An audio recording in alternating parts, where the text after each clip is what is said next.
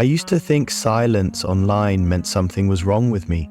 Everyone else seemed so alive, posting smiles, milestones, perfectly lit moments, while I sat quietly scrolling through the noise, feeling smaller with every flick of the thumb. It wasn't envy, it was fatigue, that invisible weight of having to prove that my life was happening too. Maybe you felt that, the guilt of being quiet in a world that punishes stillness. We live in a culture where being visible feels like survival. If no one sees it, did it even happen? But the truth is, being constantly seen drains something vital from us: our attention, our energy, our sense of peace. Studies show that every like gives a quick hit of dopamine, the brain's chemical reward. It feels good. Then it fades, and we chase it again. Over time, we confuse visibility with worth. And the more we post to feel alive, the more we forget how to feel without proof. So some of us quietly, almost instinctively start to pull back. We post less or stop altogether, not because we're antisocial, but because we're tired of performing. We begin to realize how fragile our peace becomes when it depends on strangers' approval. That's where something beautiful begins. Psychologists call it self-concept clarity. The ability to know who you are without needing the world to confirm it. It's when your reflection finally comes from the inside, not the screen. When you step out of the spotlight, stillness feels strange at first. You start noticing how sunlight actually feels instead of how it looks in a photo.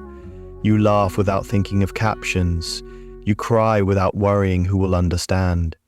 You rediscover the quiet rhythm of existing for yourself. That's not detachment that's healing.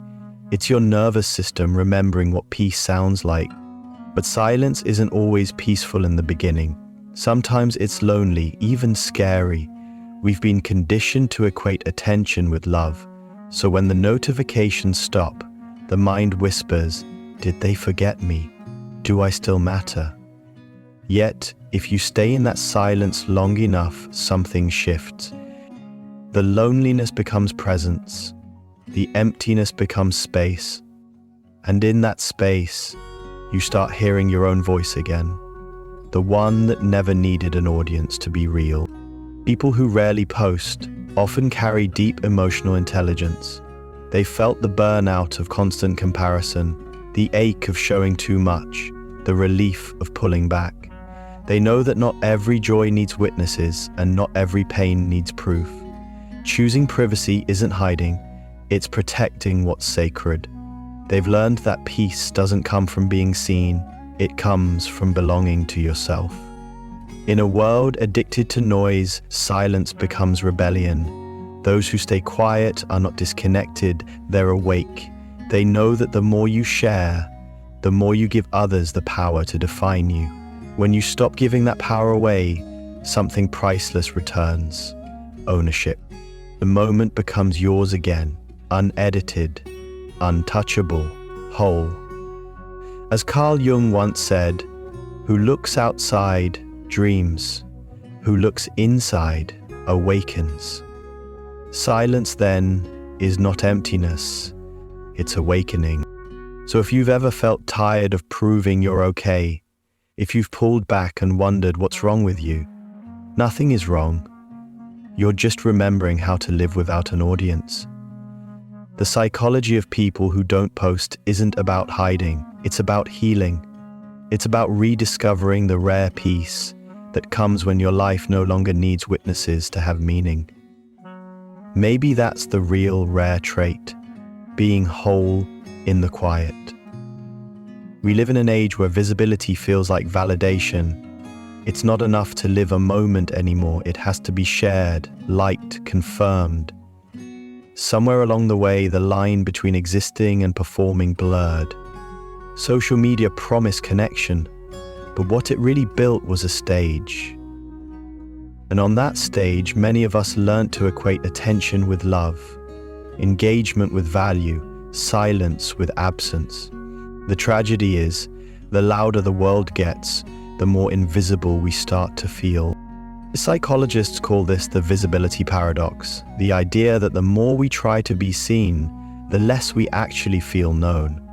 According to a 2020 study from the University of Pennsylvania, limiting social media use to 30 minutes a day significantly reduced levels of loneliness and depression.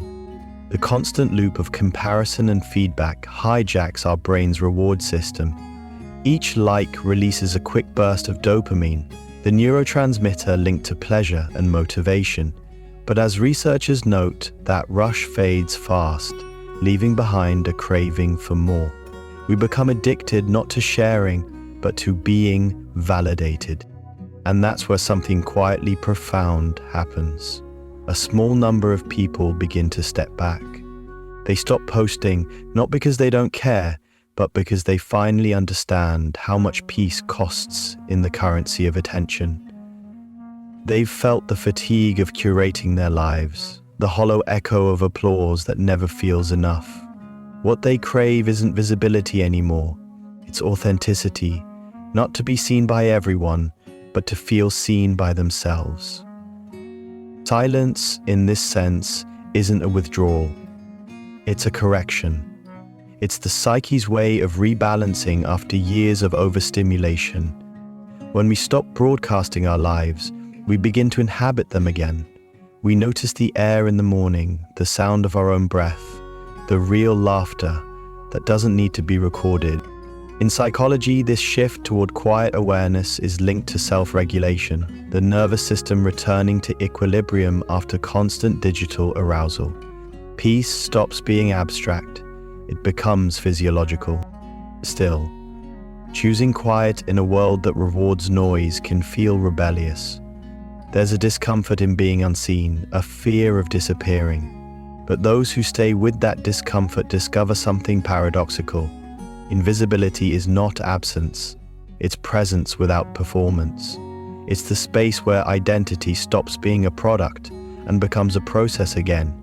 You're no longer editing who you are, you're remembering it. So when someone chooses not to post, it isn't disconnection, it's alignment. It's their quiet way of saying, I no longer need the world to mirror who I am. That isn't isolation, it's integration, the point where the inner and outer self finally meet. It's how healing begins, softly, patiently, away from the crowd. And perhaps that's the most fascinating psychology of all, that in silence, we don't disappear. We return to ourselves. There's a quiet kind of intelligence hidden behind those who choose silence online. It's not the absence of personality, it's depth. People who rarely post aren't avoiding life, they're observing it. And in that observation, certain rare traits begin to surface. The kind you can't capture in a picture, but you can feel in presence. For a group, emotional independence, inner security. 1. They don't need to be seen to feel real. For most people, the validation feels like oxygen. If no one notices you, it's as if you disappear. But people who rarely post have broken that invisible dependency. Their sense of self isn't built on reactions or approval. They've learned that the most genuine kind of confidence is quiet. They still care about connection, but they no longer chase proof of it. Psychologists call this self-concept clarity, knowing who you are without constant external feedback. 2. They find peace in solitude. Alone time doesn't scare them, it soothes them. In solitude, they can finally hear their own thoughts without interruption. Their nervous system settles, their mind becomes a sanctuary. While many fear silence as emptiness, they've discovered it as expansion. Solitude helps them reconnect with their natural rhythm, where being alone feels like coming home, not being forgotten. 3. They live without the audience effect. In social psychology, there's something called the audience effect. People change their behavior when they know they're being watched. But those who rarely post have released themselves from that invisible stage. They act from authenticity, not performance. Their motivation is internal. a reflection of self-determination. They no longer live for perception, they live for presence. Group 2. Depth of awareness, the introspective mind. 4. They think before they share. Their silence isn't hesitation, it's discernment. They process their feelings before they perform them. They understand that words have weight and expression takes energy. For them, posting something isn't about proving, it's about meaning. When they speak, it's because they've lived what they're saying. 5. They find meaning in small details. They notice things others overlook. The way someone's eyes shift in a conversation, the quiet tension in a laugh. Their awareness isn't analytical, it's empathetic. They see emotions not as data, but as energy. This makes them deeply intuitive, sometimes even exhausted by how much they feel. But it's also what makes them profoundly human. They don't need to broadcast emotion to understand it. 6. They journal more than they post. Instead of seeking validation online, they reflect privately. Their inner world is vast thoughts, reflections, half-written notes that no one will ever read. Writing for themselves helps them process what social media often distorts: truth. They'd rather meet themselves on a blank page than lose themselves in a curated feed. Group 3. Authenticity and boundaries, self-protection as strength. 7. They know what's sacred. Not every feeling deserves an audience. They've learned that vulnerability shared too soon can become exploitation. So they hold their emotions like something sacred, to be shared with those who've earned the right to see it. In a world where oversharing is normal, restraint is their form of power. 8. They share selectively, not secretly. There's a difference between hiding and choosing. They still connect, still open up, but with discernment. They understand that not everyone is safe space. This selectivity comes from emotional intelligence, not avoidance. They honor what matters by protecting it. 9. They guard their peace like a boundary, not a wall. After years of emotional noise, they've realized peace is fragile. They protect it, not through withdrawal, but through intention. Saying no to chaos is their version of saying yes to clarity. Their quietness is not coldness, it's self-preservation with purpose. Group 4. Observers of human nature, the deep perceivers. 10. They study, not judge. They watch people not out of distance, but out of curiosity. Observation becomes a form of empathy. They understand that behavior is communication. Instead of labeling people, they listen to what's unsaid. Their insight often feels uncanny, but it's born from patience, not superiority. 11. They absorb before reacting. In a digital world where everyone rushes to respond, their restraint feels radical. They process, reflect, and wait. That pause, psychologists call it emotional regulation. It's the ability to manage one's reactions instead of being ruled by them. Their calm is not emptiness, it's emotional mastery. 12. They see stories, not statuses. They look beyond filters and captions. They see the loneliness under the smile, the exhaustion under ambition. Their empathy allows them to perceive truth beneath performance. It's why their relationships, though few, run deep. They don't consume people, they understand them. Group 5. Self-reflection and healing. Inner work warriors. 13. They've faced their own shadows. Many who retreat from visibility have confronted deep pain, rejection, comparison, burnout. Their silence isn't avoidance, it's integration. They've looked at their wounds long enough to stop hiding them behind posts. This is shadow work, the courage to meet the parts of yourself that once scared you. 14. They choose depth over display. They no longer measure their healing through aesthetics. No quotes, no filters, no performances of peace.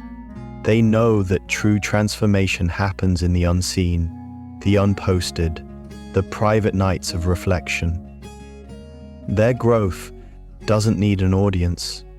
It needs authenticity. 15. They forgive privately. Healing for them isn't about declaring closure. It's about releasing quietly. They forgive those who never apologized and make peace with moments that will never be explained. That kind of emotional maturity doesn't announce itself. It radiates quietly in how they treat others. Group 6. Wisdom of detachment. Spiritual clarity. 16. They're free from the algorithm of attention. They've unlearned the need to be relevant. Their worth isn't measured by engagement but by inner alignment. They're no longer caught in the loop of posting to feel seen. Their happiness is no longer a public performance. 17. They understand the power of absence. They know that mystery commands attention more than noise ever could. Their absence isn't indifference, it's gravity. By being scarce, they regain control over their energy and narrative. As Alain de Botton wrote, "We become interesting the moment we stop trying to be." 18. They move with quiet confidence. You can feel it when they enter a room. Grounded, centered, whole. Their presence doesn't demand attention, it invites peace. They no longer chase light, they carry it. That's the ultimate trait. Self-possession, the ability to exist fully, even when unseen. But even light has its shadow. Behind these rare traits lies something raw. The pain that shaped them, the fear that taught them restraint, the healing that required silence. Because no one becomes this grounded without first being shaken. For many, that quiet didn't begin as a choice. It began as a defense. They once tried to be seen, to share, to belong. But somewhere along the way, being visible started to hurt. Every photo felt like exposure, every word an invitation for misunderstanding. So, they retreated, not out of arrogance, but out of self-preservation. Because when the world feels too loud, disappearing can feel like safety. 1. The fear of misunderstanding. Many people who choose silence have experienced what psychologists call avoidant coping, the tendency to withdraw from situations that might trigger emotional pain. They've learned that when you show too much of yourself, you risk being misread. A smile can be mistaken for pride, a thought for arrogance, a silence for indifference. So, they guard their truth quietly. It's not that they don't want to be understood, it's that they've been misunderstood too many times. Over time, the safest way to stay whole was to stay quiet. 2. The weight of overexposure. In the age of constant sharing, self-expression can become performance. Every post, every caption is unconsciously curated to fit what feels acceptable. This creates what psychologists call self-discrepancy, the painful gap between who we are and who we think we should be.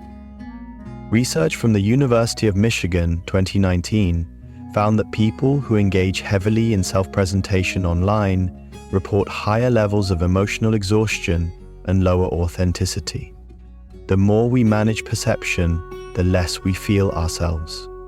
For some, silence is the only way to bridge that gap, to stop performing and start being again. 3. The burnout of comparison. Comparison is a thief that doesn't break in, it's invited. Social media turns ordinary connection into a constant mirror, reflecting who we're not. According to social comparison theory, Festinger, 1954, we evaluate our worth by comparing ourselves to others, even subconsciously. But when that comparison becomes endless, it corrodes our sense of identity. People who stop posting often do so not because they've lost confidence, but because they've lost tolerance for distortion. They've realized that real peace begins when you stop measuring your life through other people's filters. 4. The memory of being watched. For others, silence comes from older memories, growing up in environments where being noticed meant being criticized. In such childhoods, the gaze of others felt invasive, not affirming. That conditioning follows into adulthood, manifesting as hypervigilance, a constant scanning for threat. Even online, every comment becomes a potential wound, every view feels like surveillance. So they choose distance, not because they hate connection, but because they crave safety. Their privacy isn't rebellion, it's recovery. 5. The shame of vulnerability. Some silences are stitched with shame. Shame whispers, if they see the real me, they'll leave. It convinces us that invisibility is safer than rejection. Psychoanalyst Donald Winnicott described this as the creation of a false self, a protective persona built to shield the true one. People who rarely post often live close to that edge. They long to be seen, but only in places that feel safe enough. Healing for them isn't about breaking the silence, but reclaiming the courage to exist authentically, one moment at a time. 6. The transformation of silence. The beauty of shadow work is that what once protected us can eventually free us. When silence becomes conscious, no longer a shield but a choice, it transforms into power.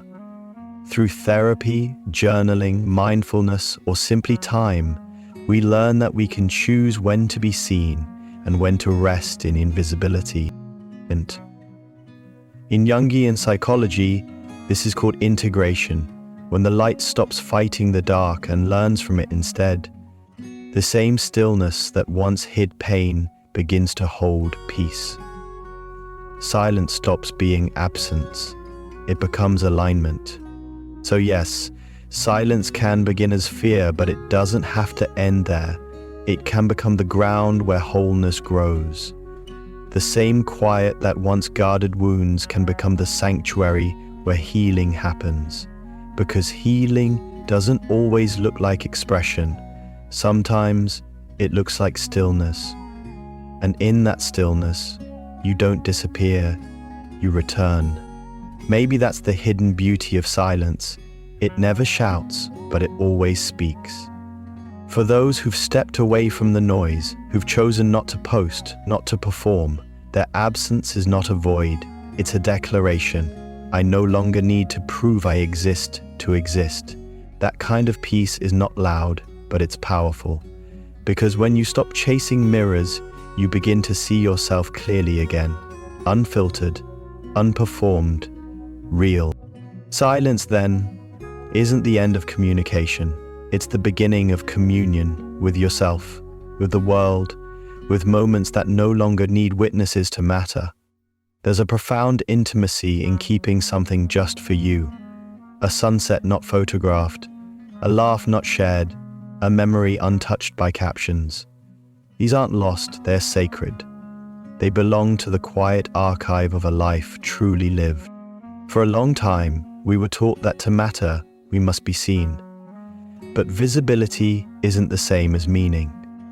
Meaning is what you feel when no one's watching. It's the calm that comes when your identity no longer depends on applause. A 2020 study in cyberpsychology, behavior, and social networking found that people who disconnect periodically from social media experience greater emotional regulation and a stronger sense of autonomy. That's not coincidence. That's what happens when your nervous system finally exhales. So maybe the people who don't post aren't hiding. Maybe they're healing. Maybe they've realized that life doesn't have to be documented to be real, that connection doesn't have to be public to be deep, that love doesn't need an audience to exist. They are not missing out on life. They are meeting it fully, quietly, without the filter of performance. And that's the quiet revolution happening beneath the noise. People remembering how to live without proof. People who choose presence over performance, depth over display, peace over applause. So if you ever feel invisible because you're not posting, remember, this invisibility isn't disappearance. It's ownership. The moments you don't share still count. They still shape you. They still matter. Because in the end, the psychology of people who don't post isn't about absence at all. It's about wholeness. They remind us that the truest life is not the one everyone sees, but the one you quietly live when no one's watching. Maybe that's where our journey with silence leads, not to disappear, but to return to what's real. If this message spoke to you, let it be a gentle reminder. You don't have to share everything to be seen, and you don't need an audience to be whole. Take a breath, protect your peace, and keep listening to your own quiet silencer if you'd like to keep exploring the calm side of psychology, where healing begins in stillness.